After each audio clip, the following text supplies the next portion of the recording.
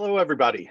I'm Charles Bass, Senior Director of Alumni Relations at the University of San Diego, and I am happy to welcome our alumni and friends to this special presentation. Since March, the Alumni Association has hosted and partnered on nearly 200 virtual programs as we strive to meet our mission of engaging and enriching the Torero community for life. I do want to take a moment and extend our wishes and prayers for all those watching.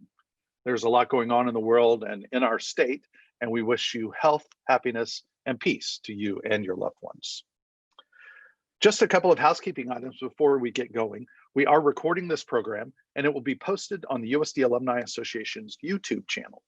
We encourage you to use the Q&A feature to ask questions along the way.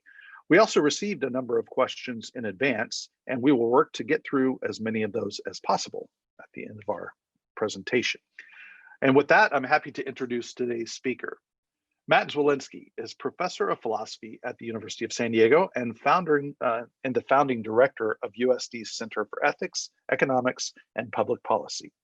He received his undergraduate degrees in philosophy and political science at Santa Clara University and came to USD in 2003 after earning his PhD in political philosophy from the University of Arizona. He is the author of more than 40 academic articles and is currently completing a book on the history of libertarian thought for Princeton University Press, and another book on the idea of a universal basic income for Oxford University Press. Please welcome Matt Zwolinski. Thank you, Charles. Thanks to all of you for sharing your time with me this morning, and thanks to the Alumni Association for giving me the opportunity to talk with you about a topic that I've thought about for quite a number of years, but I haven't actually spoken about in a formal setting like this until today. So I'm really excited for this. Let's start with just a personal story. So back in 2011, I started a blog called Bleeding Heart Libertarians, which is, of course, a play on the better known phrase, Bleeding Heart Liberals. Now, I myself am a libertarian, but the purpose of this blog is really to build political bridges between the political right and the political left. I wanted to show people that the right's support for free markets and the liberal concern for social justice aren't necessarily at odds with each other. I wanted to show people on the right they could learn from the left, and I wanted to show people on the left that they could learn from the right. And I think I did a bit of that, but judging by some of the fan mail that I got, I also think I made just about everybody from every point on the political spectrum mad in some way. People on the left thought that I was some sort of heartless apologist for Wall Street, and people on the right thought that I was some kind of socialist. And that I pretty quickly learned is how a lot of political discussion goes in this country, especially when it takes place on the internet. So I want to start by talking about something that I'm sure is pretty obvious to most of you, and that is that we live in a highly politically polarized society.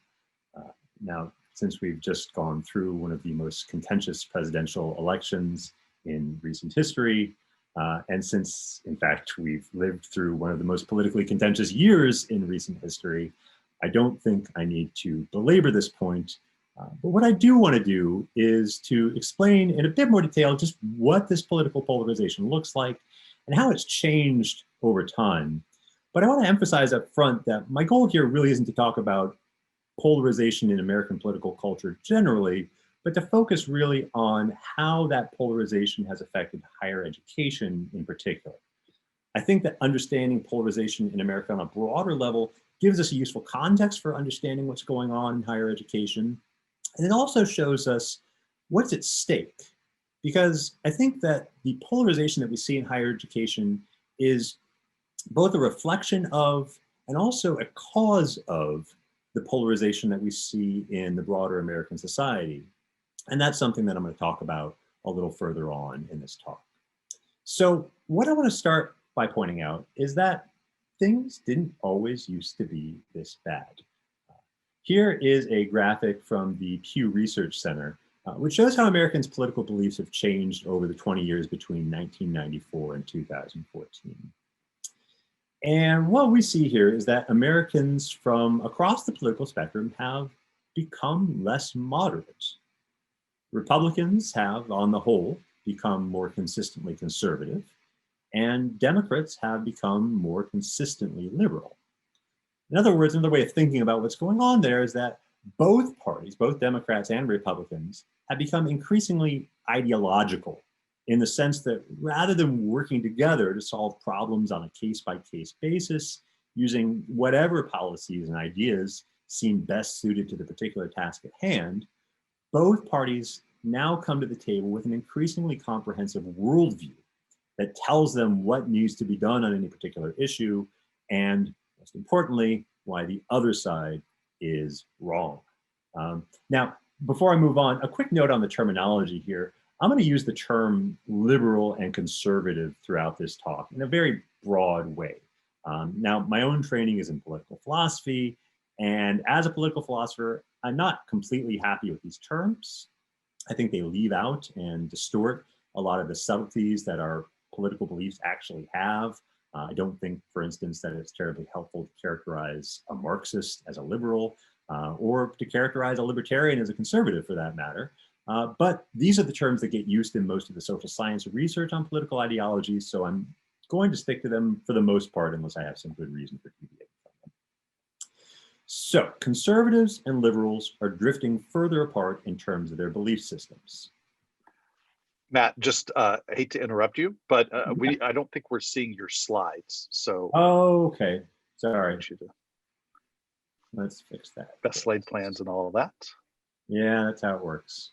All right, let me take a moment here and fix that for you.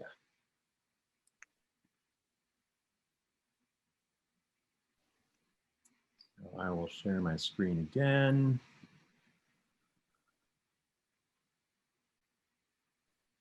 And hopefully this works this time. There we go. That look better? Okay. Thanks, Charles. So conservatives and liberals are drifting further apart in terms of their belief systems. That's what we see in this graphic here. But there's more going on than just that. It's more than just disagreement that we see in our political culture today. It's an active dislike for the other side. And we see that in this graph here, which shows how favorably Republicans and Democrats view members of their own party on the top, and how they view members of the other party on the bottom. And as you can see, there's been a sharp decline in favorable opinions of the other side since the measurements started in about 1980. Now, I should add that the graphic here only shows data up to 2016, but I have a very strong hunch that the situation hasn't gotten any better in the years since. So I'm going to stop for a minute and just think about some of the implications of this graph. There was a book published last year by Arthur Brooks, former president of the American Enterprise Institute, called Love Your Enemies. And Brooks explains what's going on in our society in what I think is a really helpful way. Brooks cites the research of the social psychologist and marriage therapist, John Gottman. And this might seem like a bit of a strange digression, but bear with me. Gottman spent thousands of hours observing tens of thousands of married couples interacting with each other. And as a result of doing this and conducting interviews with these couples, he's developed this remarkable ability to predict with something like 94% accuracy whether a couple will divorce in the next 3 years. And the #1 warning sign of impending divorce, according to Gottman, is contempt. A marriage can survive all kinds of disagreement. In fact, a healthy marriage needs partners to be willing and able to express their disagreements if it's going to survive. But what it cannot survive is contempt, sarcasm, sneering, eye-rolling. Contempt sends the message that the other side is not merely mistaken, but that it's bad, that it's not to be corrected, but to be ridiculed. Disagreement can actually help us to solve problems, but contempt closes off that possibility. And if there's one thing that characterizes our political culture today, says Brooks, it's the steady growth of contempt for the other side. So, as I said, My main focus today is not on American political culture in general, but on the situation of colleges and universities in particular. And the bad news is that the situation, as bad as it is in the United States and the American political culture as a whole, is even worse when it comes to higher education. So let's start by looking at some of the data this is from the Higher Education Research Institute at UCLA, which has been conducting surveys of university faculty for more than 30 years. And what they found is that the number of university professors who identify as either liberal or far left increased dramatically between 1990 and 2014, while on the other hand, the number of professors who identify as either moderate or conservative or far right has gone way, way down. So for instance, in this graph here, what we see is that in 1990, about 5% of faculty, and this doesn't break it down in between liberal and far left, but about 5% of faculty members identified as far left, 37% as liberal, 40% as moderate, 18% as conservative, and just about 0.5% as far right. By 2014, fully 11% of faculty identify themselves as far left, not just liberal, mind you, but far left. 48.8% as liberal, only 28% as moderate, 12% as conservative, and again, just about 0.5% as far right. So two things stand out here. The first, of course, the most obvious thing is that college faculties skew much further to the left than they did 30 years ago. The second is that they skew much further to the left than the American population as a whole. In the American population as a whole, about 19 to 26% of people identify as liberal, and about 1/3 of Americans identify as conservative. So the university has about double the percentage of liberals on average, and about 1/3 as many conservatives as the population at large. But it gets worse. Things look even more out of balance if we focus not on political ideology, which is sometimes hard to measure. You have to rely on people's self-identification, but on party affiliation, which you can actually measure objectively by looking at voter registration data. Now, there have been a lot of studies on the political affiliation of college faculties, and I've just presented one to you on this slide. I chose this one because it's pretty representative of what the other studies have found, and also because this particular study focused on 11 colleges and universities in California, including the University of San Diego. So as you can see here, what they found was that fully 46% of college professors in the study were registered as Democrats, compared to only 9% who were registered as Republicans. In other words, Democrats outnumber Republicans in the study by just over a 5-to-1 ratio. But it gets worse. Sorry, I feel like I keep saying that. The political imbalance isn't the same in all disciplines. And the problem is that the imbalance is worst in exactly those subjects where it matters most. So look, it doesn't really matter whether your calculus professor is a liberal or a conservative, or whether your physics professor is. Politics just doesn't enter into the picture much in those fields.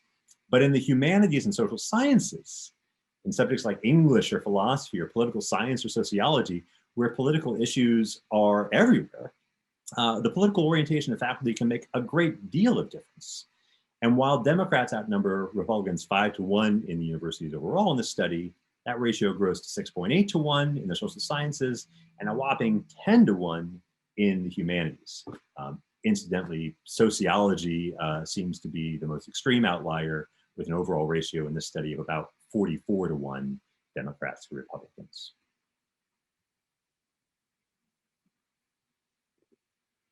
In fact, one study found that while Republicans make up about 8% of social science faculty, they make up Marxists, self-identified Marxists make up 18% of social science faculties, which means that you're about twice as likely to find a self-identified Marxist among the faculty as you are a registered Republican. And this study, I should add, came from 2006, almost 20 years after the fall of the Berlin Wall. All right, here's another study for you. This one's a little more recent, from 2016. And this one focused on 5 disciplines of economics, economics, history, journalism, law, and psychology at 40 different universities across the United States. And what they found here was an overall Democratic to Republican ratio of 11.5-to-1, But as you can see, some disciplines like law and economics are doing, I guess we can say, better than others in that they only have Democratic to Republican ratios of 8.6 and 4.5 to 1 respectively. History, on the other hand, is pretty close to sociology and being one of the most politically skewed disciplines in the academy. All right, I'm not going to keep saying, but it gets worse. So this time I'll say it's not going to get better anytime soon. Here you can see Democrat to Republican ratios by professor age. And what you see here is that the older the cohort, the less politically imbalanced it is. What that means, of course, is that as these older cohorts retire, the overall imbalance is going to get even more lopsided than it already is. Okay, so how did this all happen? Why are liberals so overrepresented among college professors? And why are conservatives so underrepresented? What explains this?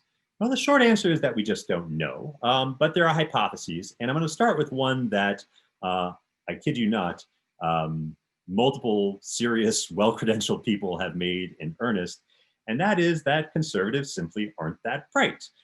Academia rewards intelligence, and so if conservatives are less intelligent than liberals, then it shouldn't be any surprise that they are underrepresented in academia as a result. Now, I'm not going to say a lot about this hypothesis because I don't really think it deserves much of a response, but one thing I will point out is that most people would never dream of saying this about any other underrepresented group in any other context, right? If someone offered this as an explanation for why there are so few women CEOs, most of us would write that person off as a bigoted ignoramus and leave it at that. So the fact that this response is taken at all seriously when applied to conservatives is, I think, pretty disturbing. But I'll say one more thing about this before moving on. It doesn't take much more than a minute's reflection to see that this hypothesis just doesn't explain the data, right? Remember, political conformity isn't the same in all disciplines. There are many more conservative economists and law professors than there are conservative professors in the humanities and social sciences. So unless you want to assume that historians and sociologists are just smarter than economists and law professors, this explanation simply doesn't work. Okay, so enough with that. A different hypothesis is that the imbalance is due to the fact that conservative professors are in some ways actively discriminated against. And there is, in fact, some evidence to support this hypothesis. So, for instance, one study found that 1/3 of social psychologists admitted that if they were choosing between two equally qualified candidates, they would be inclined to discriminate against the more conservative candidate. Another study in my own discipline of philosophy found that between 32 and 56% of left-leaning academic philosophers stated that we'd be inclined to discriminate against right-leaning philosophers in reviewing their papers, evaluating their grant proposals, hiring them for a job. And bear in mind, with both of these studies, right, these are just the people who admitted that they would be inclined to discriminate in a conscious, explicit way. You can only assume that more people would actually discriminate than would be willing to admit it publicly. And of course, as we know from studies on the way that racism and sexism work, not all discriminatory behavior is something that we're consciously aware of. A lot of discrimination is implicit and unconscious, and presumably that kind of discrimination too isn't showing up in these studies. So discrimination plays some role, but probably not all of the role. There are likely a lot of factors at work here in explaining the gap between liberals and conservatives in the academy. And so there are a variety of other factors that people have pointed to as explaining this phenomenon. Some of it might be due to self-selection, for instance. Maybe conservatives simply aren't as drawn to academia as a career as liberals are. Some of it might be that liberal faculties, sort of initially moderately liberal faculties, tend to replicate themselves, not by actively discriminating against conservatives, but by hiring people who think in broadly the same way they do, right? So in the social sciences and the humanities, you don't have the same kind of objective measures of correctness that you do in natural sciences. And so if you're trying to figure out how good a potential job candidate is, one way of doing that is to see if their ideas and arguments seem to make sense to you. But of course, what makes sense to a liberal faculty member is very likely to be different from what makes sense to a conservative faculty member. And so liberal faculty members would tend very naturally to hire people who think like they do. Right? This person agrees with me, they must be really smart. So look, One might respond to all of this by saying, look, whatever the cause of all of this, who really cares? Right? Suppose academia does lean to the left. Why does that even matter? Well, let me start by pointing out one reason why it doesn't matter. Contrary to a popular belief, most available evidence, and there's actually been a lot of studies of this, show that universities are not indoctrinating students in a liberal ideology, or at least they're not successfully indoctrinating students in a liberal ideology. A number of studies, and here I've displayed the results of just one, has shown that students' political views, for instance, simply don't change that much over the course of their college experience. Students who begin college as conservative tend to come out as conservative. Students who begin college with liberal leanings tend to come out pretty liberal. That's true of both the way these students broadly self-identify their political views, and it's also true about the way their views on sort of specific issues of public policy that tend to display a liberal conservative split, like climate change or immigration, also don't change over time. So schools aren't indoctrinating students successfully in liberal ideology. So what's the problem? Well, I think it really comes down to the fundamental mission of the university, which is twofold. Universities are, at their best, supposed to produce research that helps to move us closer to the truth and to achieve a better understanding of our world. And they're supposed to educate students to become better critical thinkers and informed participants in a democratic society.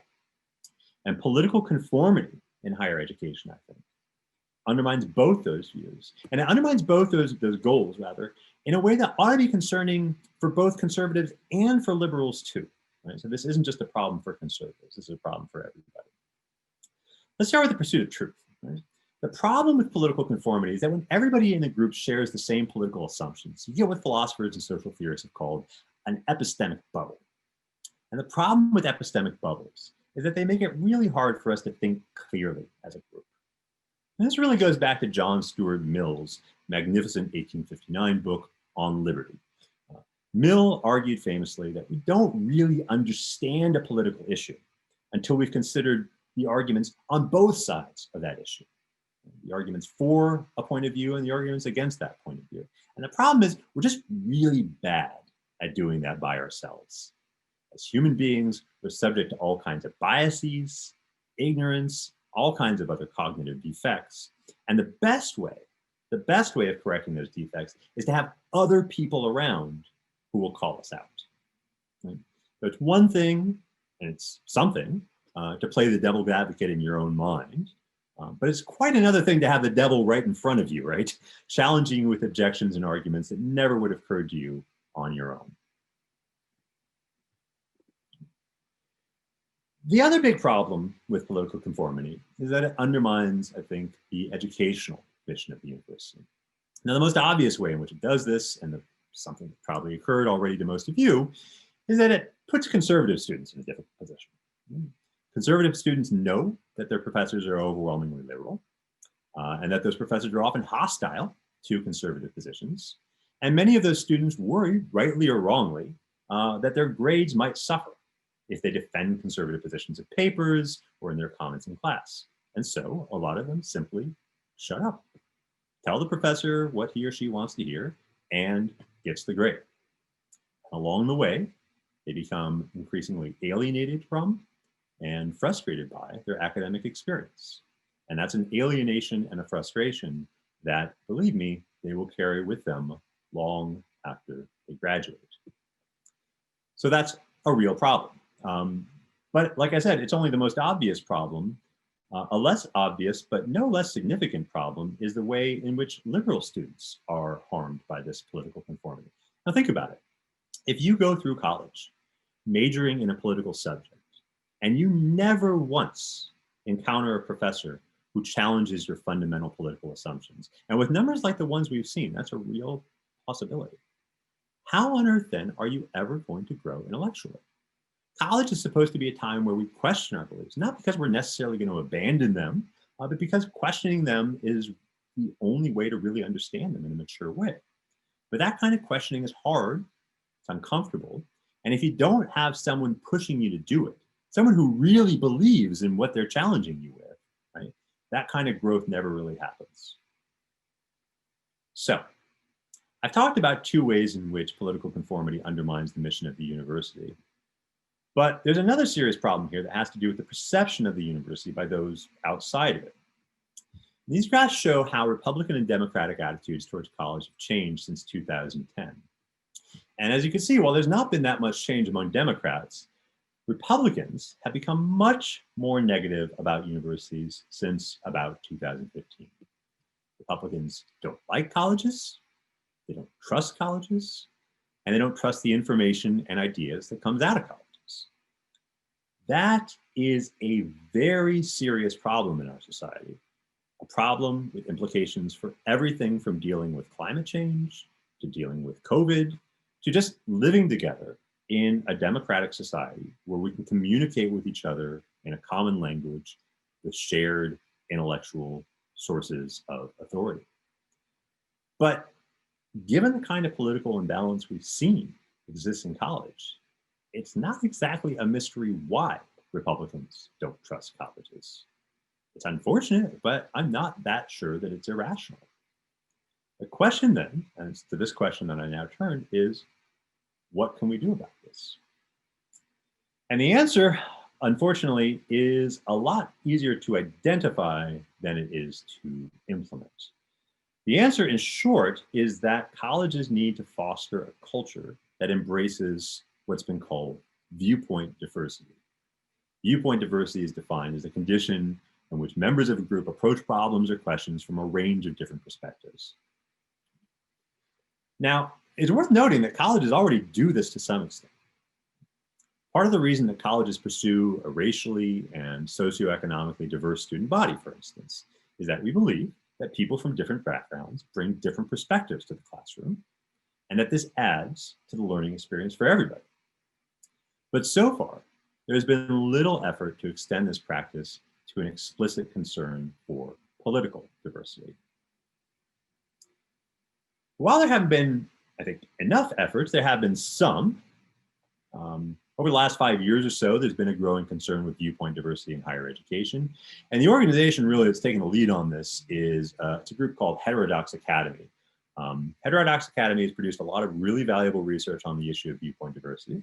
They run a great annual conference that brings together scholars from across the political spectrum, liberals, conservatives, and everything in between, who are concerned about this issue. And they have a really fantastic platform called Open Mind that professors can use to help their students understand the value of constructive disagreement and how to learn and communicate more effectively in an ideologically diverse environment. It's a great platform. It's freely available. You can go check it out yourself if you're interested on the Heterodox Academy website. Really well done and something that I hope a lot more professors will use in their classrooms going forward. It's still fairly new. So those are some things that are being done on the national level. There's awareness of this issue. There are steps being taken. But like a lot of problems, I think the solution to this problem is really a local solution. Different colleges need to look for ways to foster viewpoint diversity that fit with their own unique culture, their history, their values, their strengths, their weaknesses. So I'll talk a little bit about what we've done here at the University of San Diego.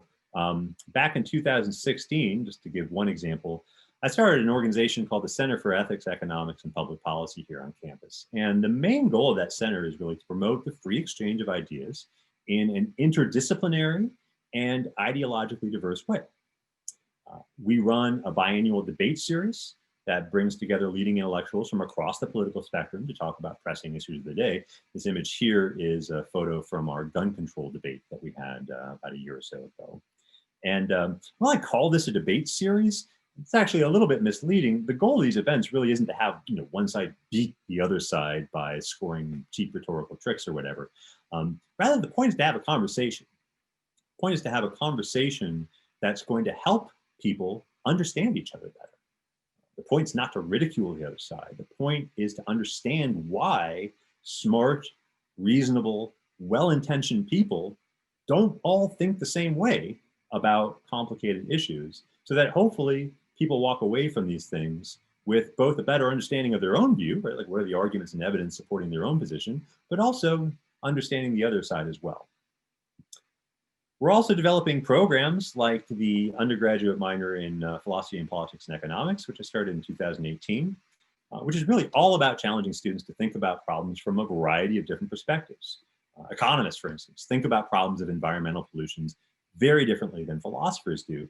And students can really grow by being exposed to both of those approaches side by side and having to work through the different assumptions that each of those perspectives takes for granted.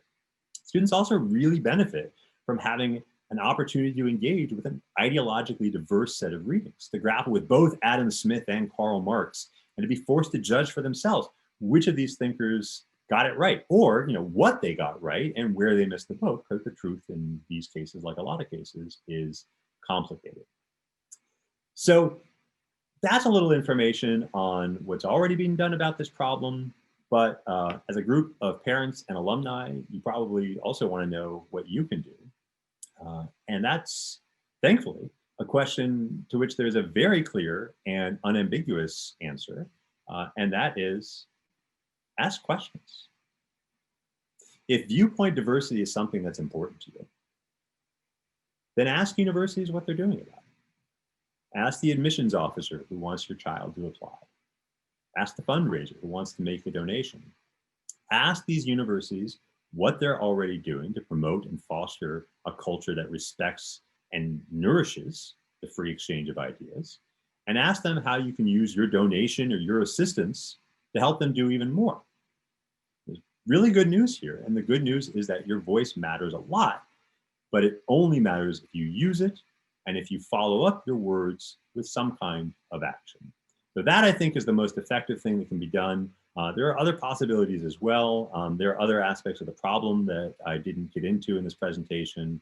But since I've got the ask questions slide up here, that's probably a good point for me to stop talking and to look at some of the questions that you've submitted or that you're submitting right now and see what else we can bring to this conversation. So, thanks for your time. Well, thanks, Matt. Obviously, there's some ongoing questions there. And I thought we'd start with a couple of the questions that were submitted with registration, if that's good.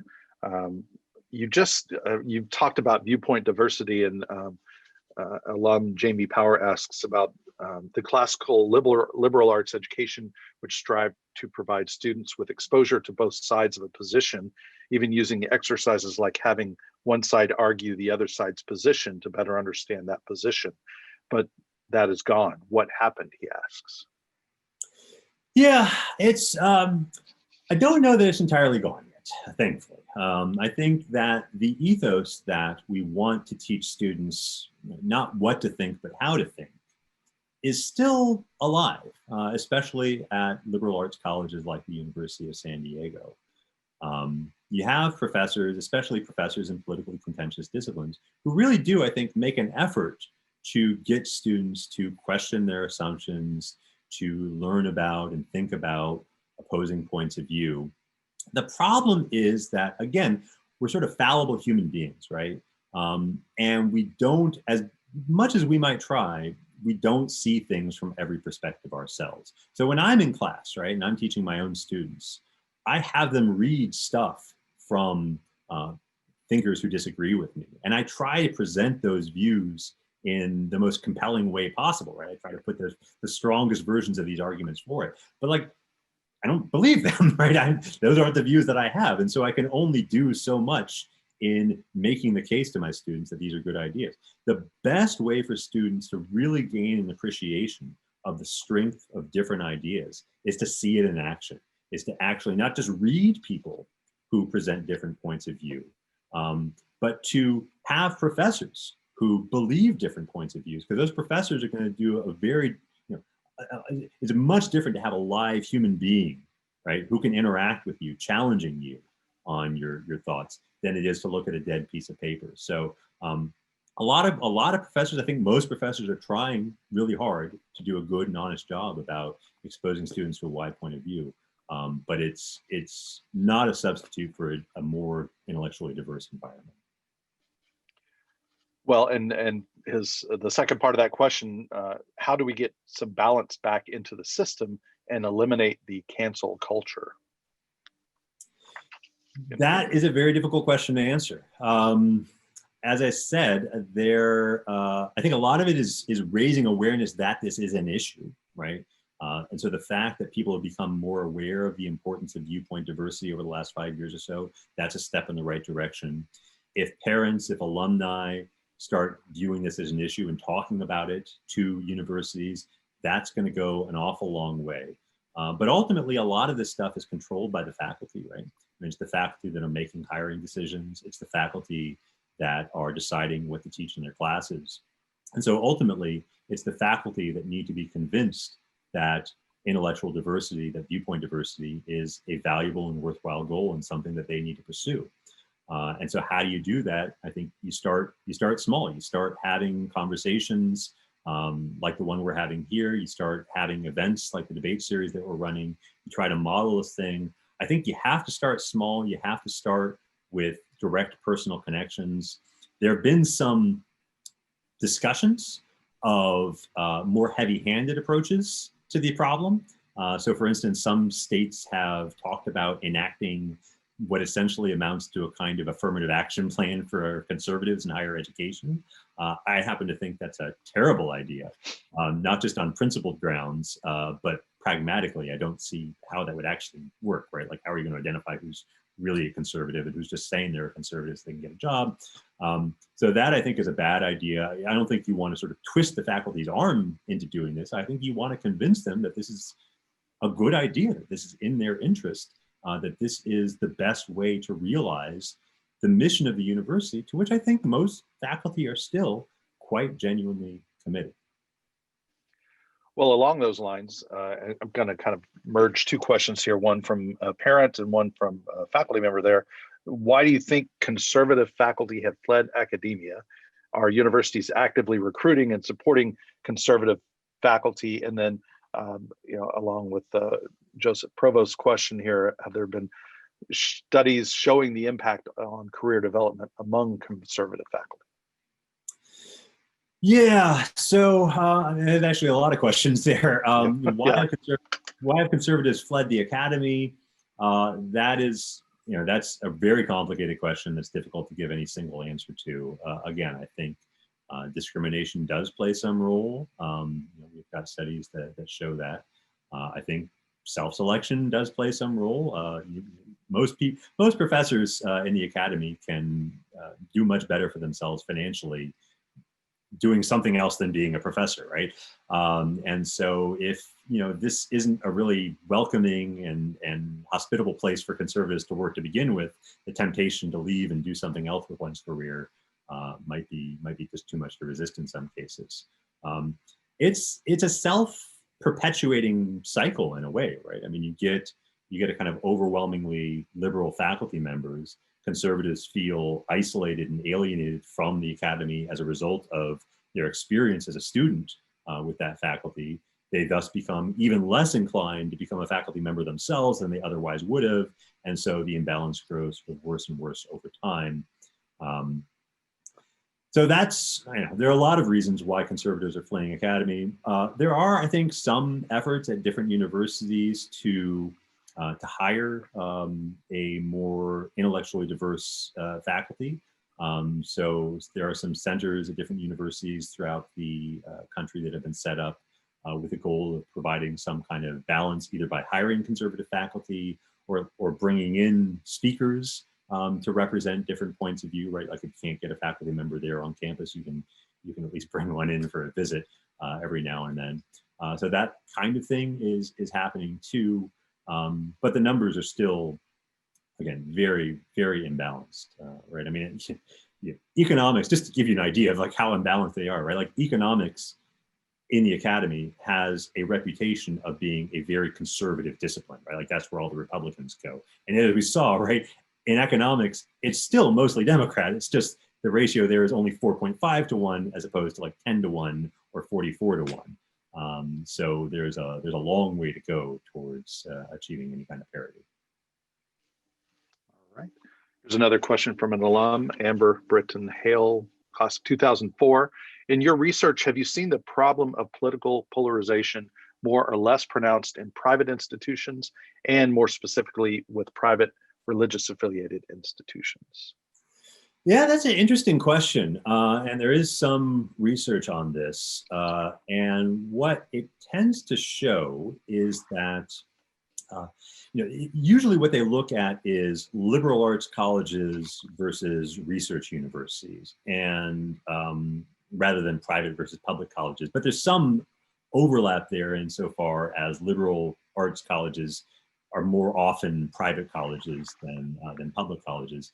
So what you find in a lot of that research is that political imbalance tends to be at its worst in liberal arts universities. The larger research universities, especially the more prestigious larger research universities, tend to be less imbalanced than the smaller liberal arts colleges. I don't know exactly why that's the case. There are a number of competing hypotheses. One hypothesis is that at a larger research university, your prospects for being hired and achieving tenure and promotion have more to do with your performance outside of the university, right? Are you publishing in the top journals? Do other scholars in your field recognize you as an authority in your subject? And so your reputation and political leanings and activities on the campus don't have as much of an impact on your career prospects as they would at a smaller liberal arts college, where your external research is less of a factor in promotion and tenure. I don't know. That's one possibility, but there does seem to be a pretty big split between liberal arts colleges and elite universities. I'm not sure about the religious universities. That's an aspect of your question that I actually haven't read up on as much. My hunch is that religious universities are less imbalanced, but that at this point, that's just a hunch. I'd have to go look at some of the data again to see if that's true.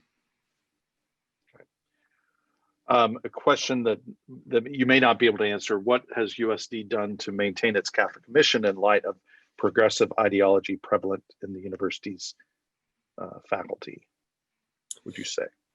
Yeah, I mean, that's outside my area of expertise, really. I sort of focus on political ideology in general, and not as much on the distinctively Catholic aspect of USD's mission and how those two things interact. There certainly is some interaction there, right? I think one of the things that in some ways goes against what I just said about my hunch about religious universities being less politically imbalanced than non-religious universities is that there is a kind of large social justice ethos at a lot of Catholic universities that that people on the political left have gravitated towards, right, as a venue for expressing their political concerns. And so you know, in a lot of public universities, you're in some ways discouraged from talking about ethics or social justice too much because the idea is you're public, you're supposed to be sort of neutral on these issues. Whereas I think the fact that a lot of Catholic universities explicitly embrace social justice as part of their mission gives people an opportunity to bring out whatever political views they already had and kind of attach them to that label of social justice, right? So if it's, if the faculty is already largely to the left, then it's not terribly surprising when the interpretation of social justice that you find at a lot of these universities is a largely left-leaning one. Pick a few questions here from the chat. From Jesse Knight Jr. How does the background of parental background play into the data, and how does the influence of religion? I didn't see the end of that question before it got answered, but how does the parental background play into the data, and how does the influence of religion in the family influence outcomes? Yeah, so I mean, this is again, I think, a bit of good news, which is that parents have a lot more influence than colleges, both over their children's political views and over their religious views. I showed you earlier that there's a wide range of data that shows that college students' political views don't really change much over the course of the college experience. And the same thing is true of their religious views. So I don't have the numbers on this, but it's very true, I think, that College professors tend to be less religious than student bodies at most universities. And yet it's not the case that atheist agnostic college professors are turning college students into little atheists and agnostics. Students maintain those views throughout their college experience, and their parents have a huge influence on them, partly in the way that you're raised, partly in the way that you raise your kids, and interestingly, some of this turns out to be appear to be largely genetic. So there's been some really interesting research on political ideology done by folks like Jonathan Haidt that suggests that one's political views is largely, but not perfectly, a function of one's psychological personality. And one's psychological personality is something that one is largely genetic, that one inherits from one's parents. So if you're a conservative, it's more than likely that your kid's going to be conservative, not necessarily because you've read him a bunch of conservative books, but because he got your genes, and his genes sort of predisposed him to be favorable towards political or conservative political views. So, if you're worried about the nefarious influence of colleges on your children, this maybe is a bit of good news, right? Your children are more robust than you might worry about. Let's hope for us all then. Question from Jeremy Whalen, an alum, who asks about which is more important, diversity of thought or diversity of physical appearance? He'd asked that a couple of times. Yeah, I mean, I think, so what the question is getting at is, right, the colleges, every college has done already quite a lot to foster certain kinds of diversity. Right? We take racial diversity very seriously. We take gender diversity very seriously. We don't seem to take intellectual diversity very seriously. And so why is that, given that intellectual diversity seems to be deeply tied to the mission of the university in terms of the pursuit of truth, in terms of teaching an ideologically diverse classroom? And I think it's a good question. I think, interestingly, a lot of the early arguments for affirmative action, racial affirmative action on college campuses, the arguments that said, like, this is a policy that we ought to enact in order to foster a more racially diverse student body. A lot of those arguments were put forward as arguments about intellectual diversity. And it's something I gestured at a little bit earlier, but I'll make the point more explicitly. In other words, when people were saying, like, we need to have a more racially, ethnically, religiously, socioeconomically diverse student body, the thought was that those categories were going to be kind of ways of getting at diversity of experience and diversity of ideas. People with different lived experiences would bring with them different perspectives, different ideas to the classroom. And having that diverse mix within the classroom would make for a more dynamic, engaging, and critical classroom experience than you get if everybody's coming from the same background. So I think there's already a kind of implicit recognition in some of the most influential arguments for other kinds of diversity that intellectual diversity really matters, especially in a college environment, right? You think it's hard to think of a kind of diversity that's more central to what we do at the universities than diversity of viewpoint, diversity of ideas. Very good. A question from Miranda Fleischer. How do you make students with views different from their classmates feel comfortable expressing their views without being That's labeled? a great question, and it's not necessarily easy. In fact, one study of how conservative students fare in the university suggested that oftentimes conservatives are afraid of speaking up in class. But often it's not because they fear reprisal from the professor, but because they fear reprisal from their fellow students. If they think that their fellow students are going to disagree with them, that in a sense hurts a lot more than their professor, who they could care less about disagreeing with them. And so you really, as a professor, if you want to foster this kind of viewpoint diversity in your classroom, you really have to do some work to do that, right? And so one of the things that I've done for a long time as a professor is just been upfront about the goal of the classroom experience, right? Which is to have a space where we can freely exchange ideas without attaching those ideas to the person, right? It's like, if I criticize your argument, or if I say that, I think you've got a fact wrong, it's vitally, vitally important that you not take that as a criticism of you, right? That you not take that personally, right? The metaphor I like to use is like, we're trying to get at the truth here. And so the way that you do that is you take this idea and you put it down on the table in front of you. And then we all kind of come together as a class and we poke and we prod at that idea. And we see, like, does it hold up? Does it work? And if it does, great, right? We learned something. And if it doesn't, great, we learned something, right? That's the point of this kind of experience. So I've been doing, little pep talks like that for a long time in my own classroom. But this open mind platform from Heterodox Academy is really, really quite good.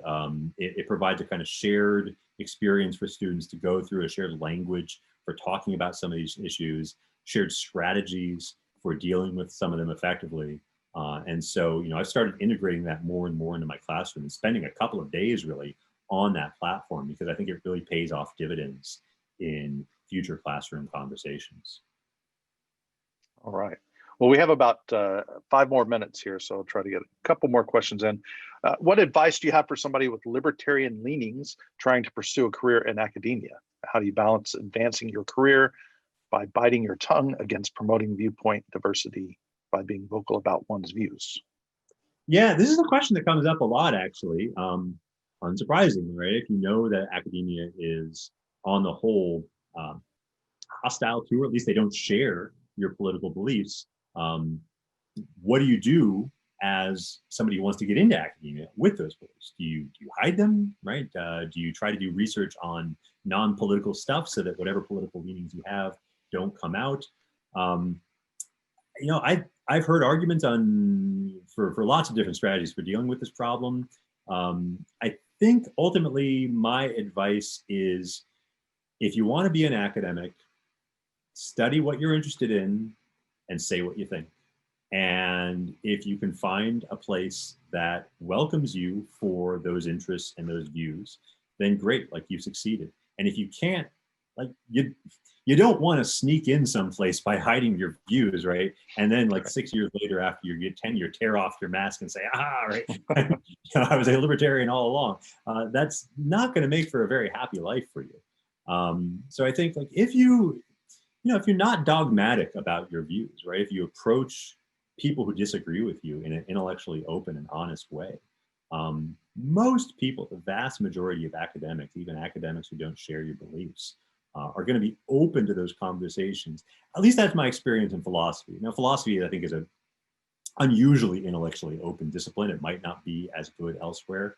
But speaking from my experience, openness, intellectual honesty, and intellectual humility really goes a long way in building bridges.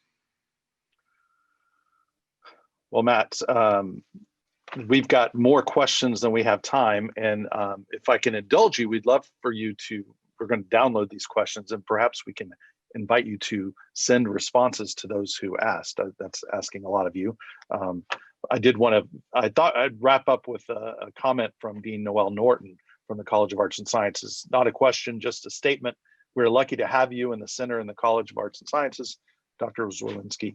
We work hard to foster all kinds of diversity and find spaces for free inquiry in spaces and classrooms. Lovely to see you here. A great talk. I appreciate it. If you have any last words, Matt. That was very kind of Noel, and absolutely, I appreciated everything that this university and the College of Arts and Sciences in particular have done to really support intellectual diversity on campus, both in my center and elsewhere. I think we're doing a pretty good job here, and Noel deserves in particular a lot of credit for that. In terms of the questions that haven't yet been answered, I'm happy for anybody who has follow-up questions that they'd like to ask to email me directly. You're more than welcome to get in touch with me. I covered a lot of data in my presentation as well, and I didn't always give the full citation, or I moved a little fast. So if you want any of those sources, I'm happy to give those to you too. So fantastic. We will send a thank you note to everybody who participated with some links and include your contact information. We also will let them know to learn more about the Center for Ethics, Economics, and Public Policy. They can visit sandiego.edu/CEEPP. And for the latest news, event information, and a listing of online resources from the Alumni Association, they can visit alumni.sandiego.edu. And really want to say thanks to Kara Marsh-Prophet for her help with today's program. You can see some of our upcoming events here. Thanks everyone for tuning in, and many, many thanks to you, Matt, for your great presentation. Wishing you all a safe and happy and healthy Thanksgiving holiday, and go Toreros.